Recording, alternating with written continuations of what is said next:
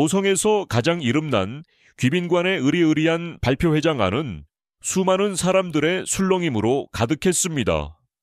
사방에서 터지는 사진기에 번쩍이는 불빛이 쉴 새 없이 눈을 어지럽혔고, 기자들은 저마다 더 좋은 자리를 차지하려 분주하게 움직였습니다. 단상 위 긴 탁재는 3명의 남녀가 앉아 있었는데 그들의 얼굴에는 어색함과 긴장감이 역력했습니다. 맏아들 진우는 안절부절 못하며 값비싼 손목시계를 연신 들여다보았고, 그의 옆에 앉은 딸 서연은 겉으로는 고상한 척했지만 무릎 위에 놓인 두 손을 가만두지 못했습니다.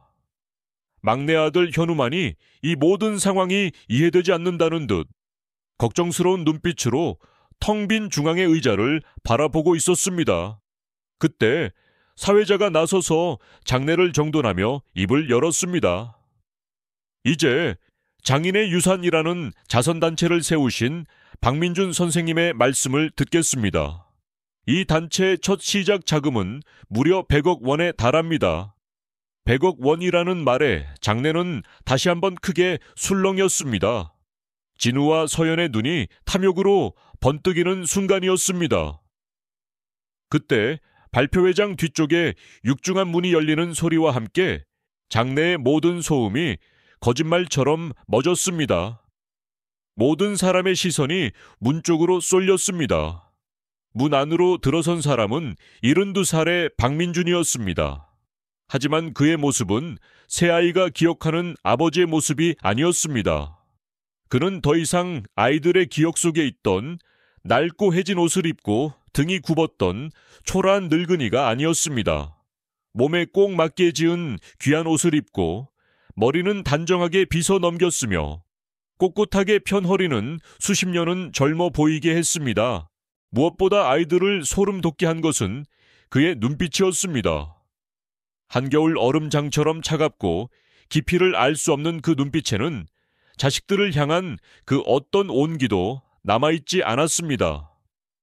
박민준은 단상을 향해 걸어오며 바로 옆을 스쳐 지나가는 자신의 아이들에게는 눈길 한 번 주지 않았습니다. 마치 처음 보는 사람들인 양 혹은 길가의 돌멩이를 지나치듯 무심하게 지나쳐 중앙의 빈 의자에 앉았습니다. 아이들은 충격으로 아무 말도 할 수 없었습니다.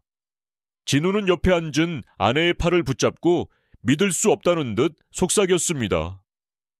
여보, 이게 어떻게 된 일이야? 무슨 자선단체? 아버지가 어디서 저런 돈을? 서연은 재빨리 손에 든 기계를 꺼내 들어 어디론가 다급하게 글자를 보냈습니다. 빨리 방송을 켜. 이건 엄청난 일이야. 그녀의 얼굴에는 당혹감과 함께 이 상황을 어떻게든 이용하려는 계산적인 표정이 스쳐 지나갔습니다. 오직 현우만이 하얗게 질린 얼굴로 아버지를 바라보며 그저 무슨 일이 일어나고 있는지 이해하려 애쓸 뿐이었습니다. 박민준은 탁자 위에 놓인 목소리를 크게 울리게 하는 기계를 천천히 자기 앞으로 끌어당겼습니다. 장내의 모든 카메라가 그의 얼굴을 향했습니다. 그는 잠시 눈을 감았다 뜨더니 객석이 아닌 허공의 한 점을 응시하며 나지막하지만 힘있는 목소리로 말했습니다. 이 자선단체에 대해 이야기하기 전에 저는 먼저 새 아이와 불타버린 헛간 하나에 대한 이야기를 하고 싶습니다. 정확히 한 달 전에 시작된 이야기 말입니다. 그의 마지막 말이 끝나자마자 발표회장의 모든 화면이 서서히 어두워졌습니다. 이 이야기는 여러분이 가족과 돈에 대해 알고 있던 모든 것을 다시 생각하게 만들 것입니다. 앞으로 펼쳐질 강렬한 이야기들을 하나도 놓치지 않으시려면은 화면 아래의 구독 단추를 꼭 눌러주십시오. 그리고 지금 어느 고장에서 이 이야기를 보고 계신지 소식을 남겨주세요. 우리의 이야기가 얼마나 멀리 퍼져나갔는지 함께 확인해 보겠습니다. 화면이 다시 밝아지며 이야기는 소란스러웠던 발표회장에서 한 달 전에 어느 조용한 오후로 거슬러 올라갑니다. 그곳에는 평생을 나무와 함께 살아온 목공의 장인 박민준이 있었습니다. 그는 도성 변두리의 낡고 자그마한 기와집에서 홀로 살았고 그의 유일한 벗은 집 뒤편에 자리한 헛간 겸 작업장이었습니다. 그곳은 톱밥 냄새와 잘 마른 나무 향기가 가득한 그만의 세상이었죠. 박민준의 두 손은 그의 삶 그 자체였습니다. 수십 년간 나무를 만지고 다듬으며 생긴 깊은 상처 자국과 돌처럼 단단한 굳은 살은 그가 얼마나 성실하게 살아왔는지를 말해주고 있었습니다. 그는 비록 가난했지만 자신의 손으로 아름다운 것을 만들어내는 일에 대한 자부심으로 가득 차 있었습니다. 그에게 헛간은 단순한 일터가 아니라 세상의 모든 시름을 잊게 해주는 유일한 안식처였습니다. 그날도 그는 갓 완성한 작은 의자의 다리를 부드러운 천으로 닦아내며 만족스러운 미소를 짓고 있었습니다. 바로 그때 그의 고요한 일상을 깨뜨리는 날카로운 전화벨 소리가 집 안에서 울려 퍼졌습니다. 좀처럼 울릴 일이 없는 전화기였기에 그는 의아한 표정으로 작업장을 나섰습니다. 전화기 너머에서는 자신을 이름난 미술관의 감정가라고 소개하는 낯선 남자의 목소리가 들려왔습니다. 이야기는 자그마치 40년도 더 된 과거에서 시작되었습니다. 지금은 세상을 떠난 젊은 시절 아주 가까웠던 화가 친구를 위해 그가 만들어 주었던 글책상 하나에 대한 이야기였습니다. 그 친구는 훗날 온 세상에 이름을 떨치는 위대한 화가가 되었고 박민준이 만들어준 책상은 그의 가장 유명한 작품들을 탄생시킨 동반자였습니다. 그 책상이 얼마 전 아주 먼 나라에서 열린 경매에서 상상도 할 수 없는 높은 가격에 팔렸다는 것이었습니다.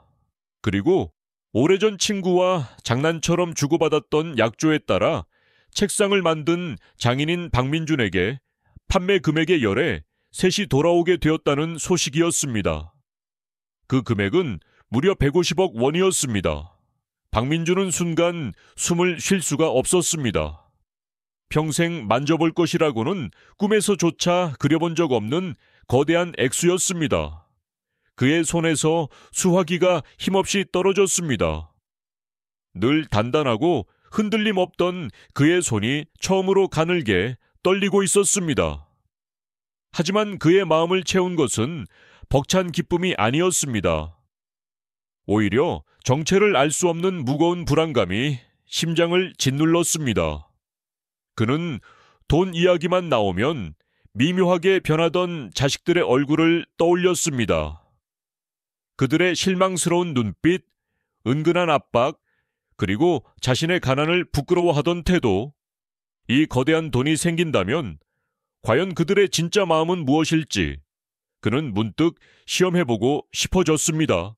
며칠 후 박민준은 자신의 이름 앞으로 약속된 돈이 들어온 것을 확인하고는 마음속으로 세워두었던 혹독한 시험을 실행에 옮기기로 결심했습니다. 그는 이 엄청난 사실을 그 누구에게도 심지어 가장 가까운 자식들에게조차 알리지 않았습니다. 대신 그는 일부러 가장 낡고 허름한 작업복으로 갈아입고 얼굴에는 검댕까지 묻혔습니다. 그리고는 떨리는 손으로 첫째 아들인 진우에게 전화를 걸었습니다. 45살의 진우는 도성에서 가장 잘나가는 법률가 중 한 명이었습니다. 그는 언제나 자신의 성공을 과시하며 가난한 아버지를 은근히 멀리했습니다. 박민준은 일부러 목소리를 가늘게 떨며 다급한 목소리로 꾸며낸 이야기를 시작했습니다. 진우야, 큰일 났다. 정말 큰일이야. 작업장에서 불이 났는데 걷잡을 수 없이 번져서 집까지 전부 타버렸다. 잿더미만 남았어. 내 평생이 담긴 곳인데. 박민준은 아들의 반응을 살피기 위해 잠시 말을 멈췄습니다. 전화기 너머에서는 짧은 침묵이 흘렀고 이내 깊은 한숨 소리와 함께 짜증이 가득 섞인 진우의 목소리가 들려왔습니다. 아버지, 또 무슨 일이십니까? 왜 항상 그렇게 문제를 일으키세요? 저는 지금 아주 중요한 사람들과 회의 중입니다. 제발 좀 진정하세요. 아들의 목소리에는 아버지를 향한 걱정은 단 한 조각도 담겨 있지 않았습니다. 오직 자신의 중요한 일과를 방해받았다는 귀찮음과 원망만이 가득했습니다. 박민주는 애써 슬픈 목소리를 쥐어짰습니다. 나는 지금 길바닥에 나앉았다.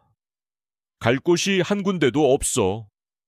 입고 있는 이 옷 한 벌이 전부다. 그러자 진우는 더욱 귀찮다는 듯이 말했습니다. 일단 근처에 있는 오갈 데 없는 사람들이 머무는 곳으로 가 계세요. 제가 나중에 사람을 보내 알아보겠습니다. 끼니는 거르지 마시라고 돈은 조금 보내드리겠습니다.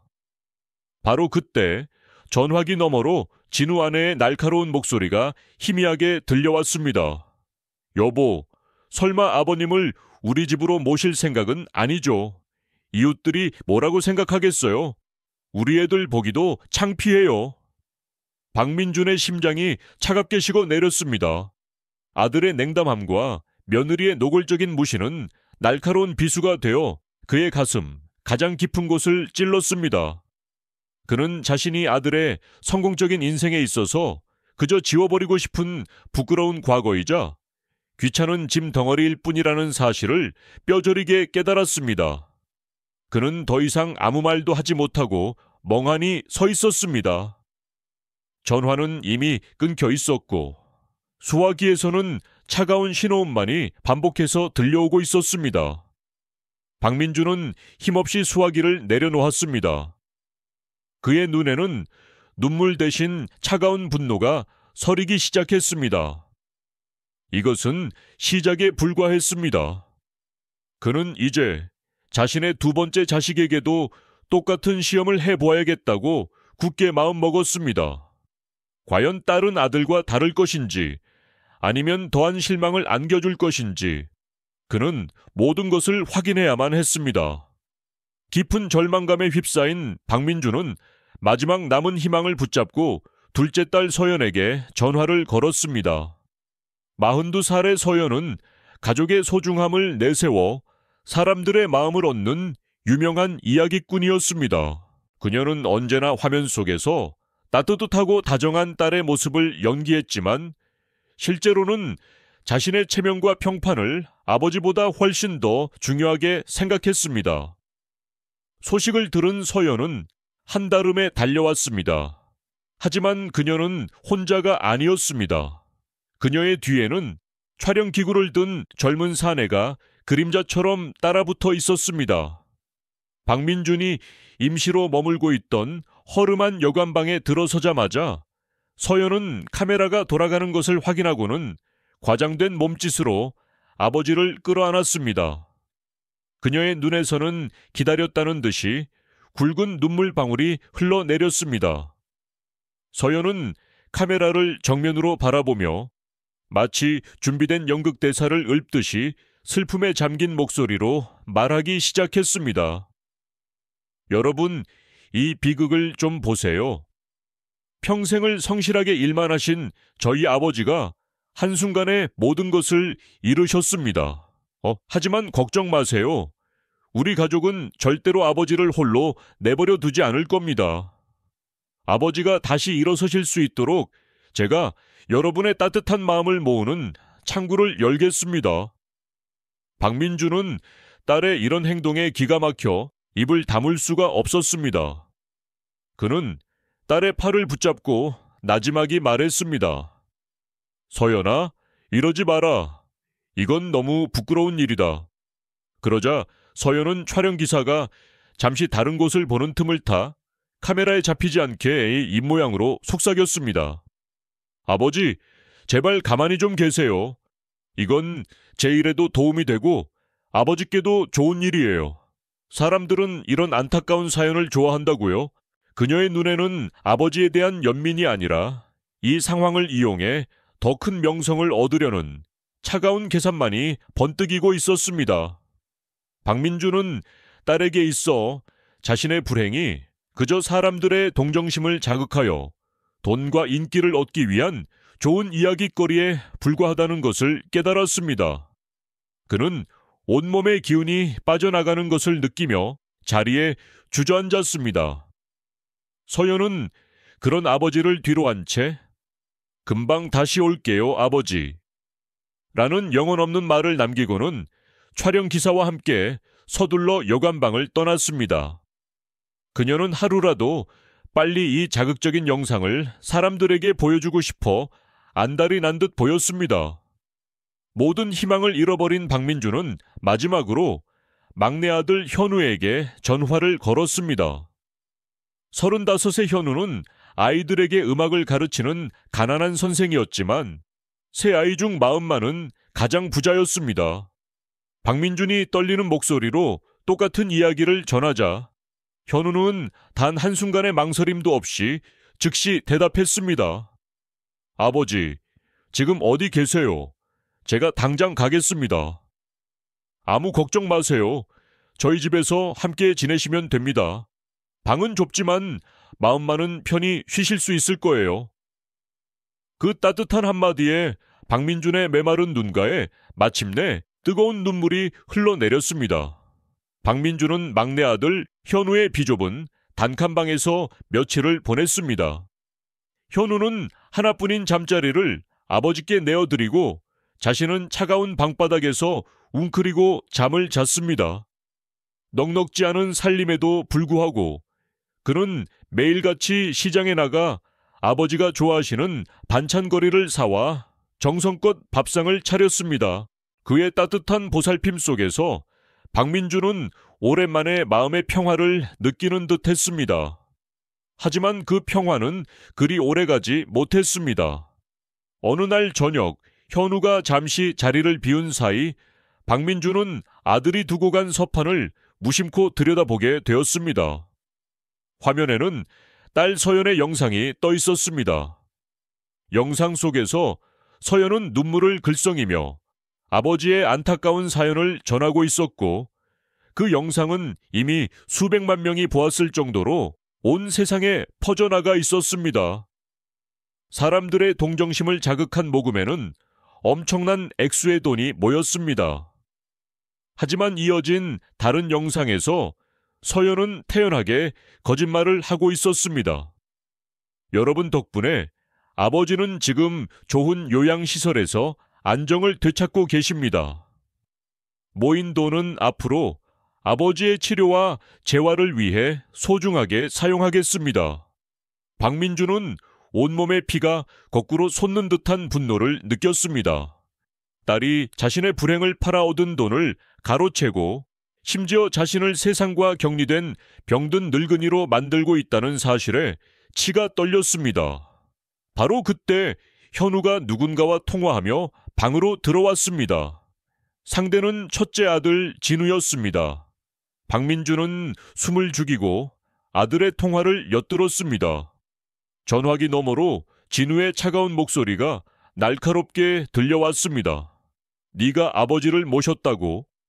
제정신이냐? 이제 아버지 문제는 네가 알아서 해.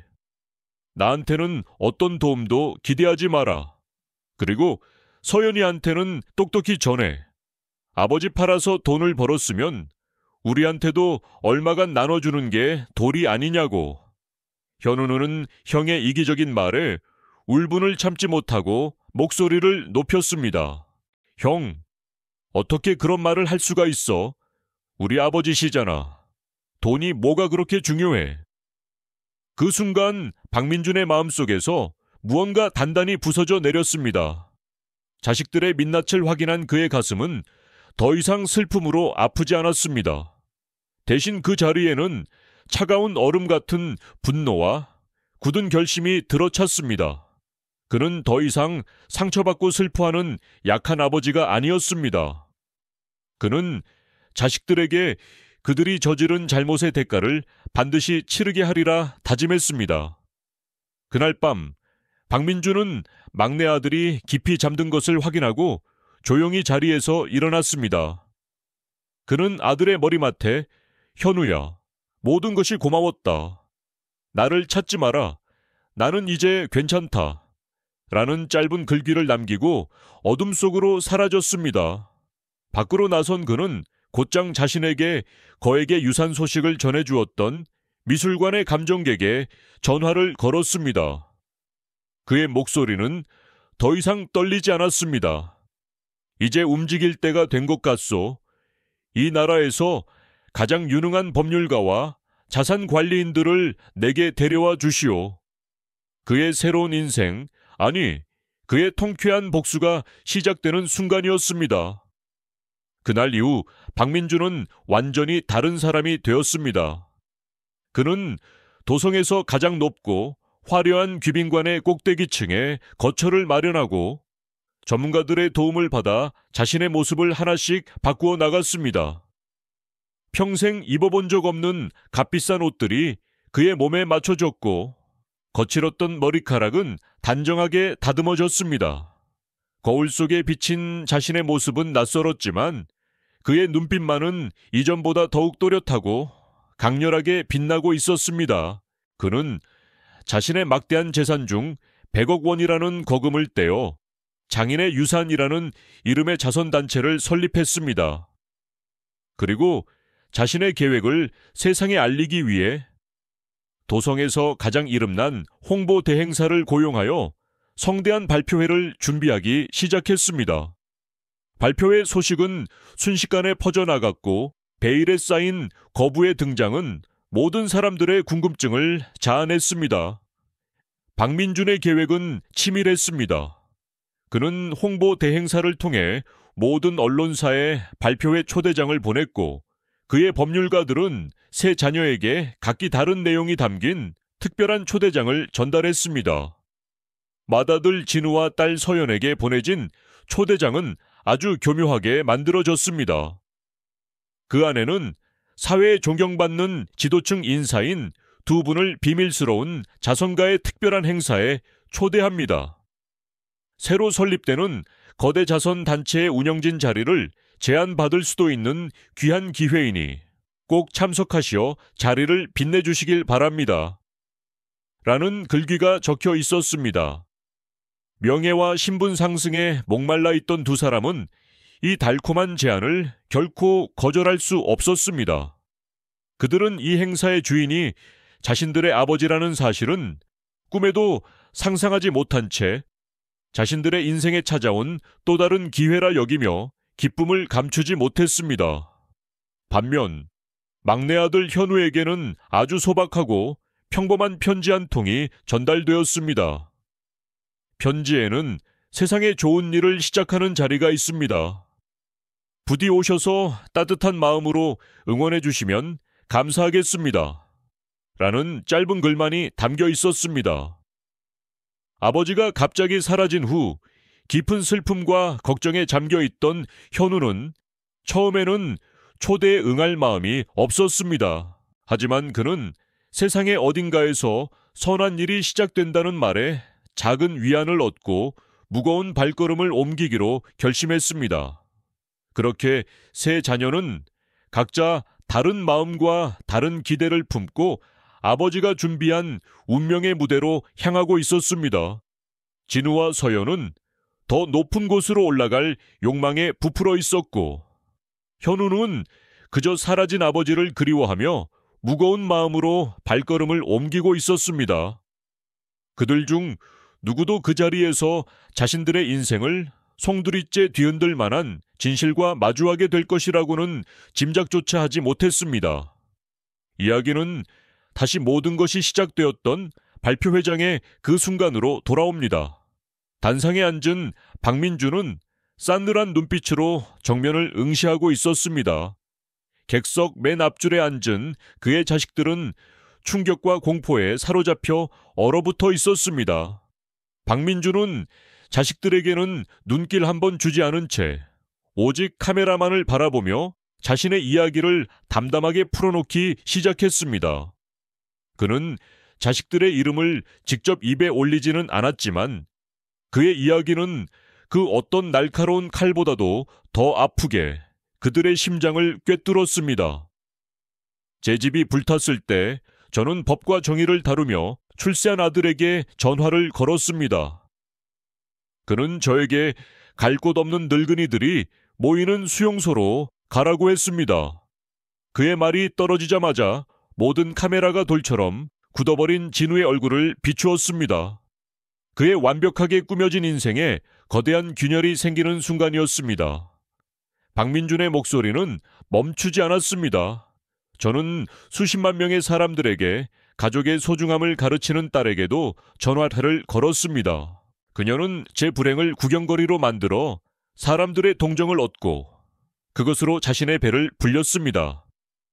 창백하게 질린 서연은 사람들의 시선을 피해 고개를 숙였지만 수많은 카메라 불빛은 그녀를 놓아주지 않았습니다.